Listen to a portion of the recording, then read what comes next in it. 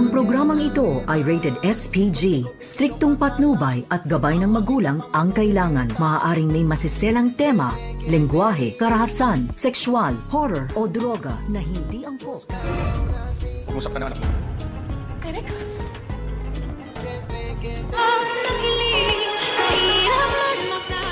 Narito na nga ang ating pakaabangan ngayong Lunes. Sa abot kamay na pangarap, marami nga ang nagulat dito sa nangyari dahil sa ginawa ni Giselle na kinaladkad niya itong si Justin palabas ng Apex Hospital. Wala daw itong karapatan ng bastusin itong si Giselle sa loob ng kanyang ospital at dito nga na biglang dumating ang lalaking hindi pa kilala at dito naman na sinabi ng lalaki ito na wag daw saktan ni Giselle ang kanyang anak at sa narinig nilang lahat ay labis ngang nagulat ang mga ito, lalong-lalo na itong si Giselle na tinanong niya ito kung tama ba ang kanyang narinig dahil dito kay Eric na yun pala ay ang ama dito ni Justin at dito nga nasiwalat na ang katotohanan na buhay pa nga talaga itong anak ni Giselle na si Justin. At dito rin na tumawag itong si Kinito dito nga kay RJ at sinabi na kinakailangan daw niyang makausap itong si Giselle tungkol sa kanyang anak. At dito rin nasabi ni Kinito kay RJ na kinakailangan na makausap din nila ito dahil may mahalaga din siyang sasabihin tungkol sa nangyari nga bago maaksidente itong si Don Pepe. Kaya marami pa tayong revelasyon na ating aabangan sa panibagong yugto ng abot kamay na pangarap.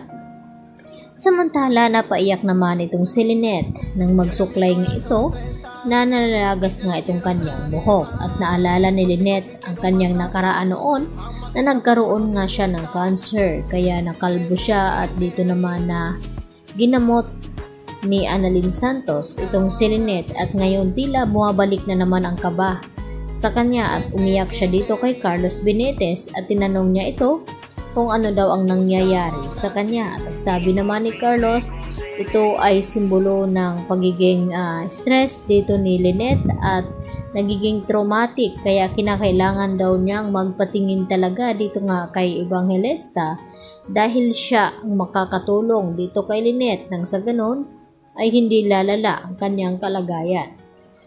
At panaginip naman pala ang nakita dito ni Giselle na tumayo nga itong si Don Pepe at niyakap siya.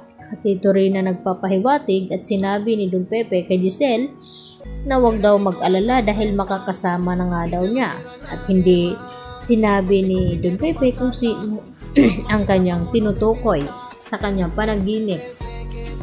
At dito nga na nag-iiyak itong si Annalyn at Giselle sa loob ng kwarto dito ni Don Pepe dahil umaasa sila na sana raw ay magising na nga itong si Don Pepe dahil magpapasko pa silang lahat at magkakasama. At dito naman na dumating itong mga kaibigan ni Annalyn at lalong na itong si Michael at kinamusta itong si Annalyn kung natutulog na ba daw ito. At ang sagot naman ni Annalyn sa kanila na okay lang daw siya at kinakailangan daw niyang bantayan itong kanyang lolo Pepe. At nagtanong itong si Yula kung nasaan ba itong si Zoe na hindi nga nila mahagilap. At ang sagot naman dito ni Doc Antonio Luke na kahapon pa daw hindi nakakausap ni Doc Antonio Luke itong si Zoe dahil hindi sinasagot daw ang mga tawag nito.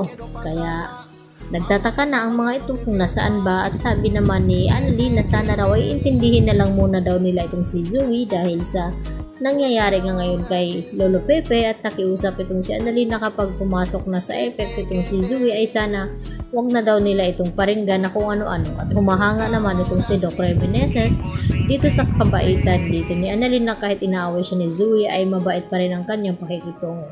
Yan po ang ating patuloy na pakaabangan ngayong Lunes sa bagong yugto ng abot kamay na pangarap. Yan lang po at marami pong salamat.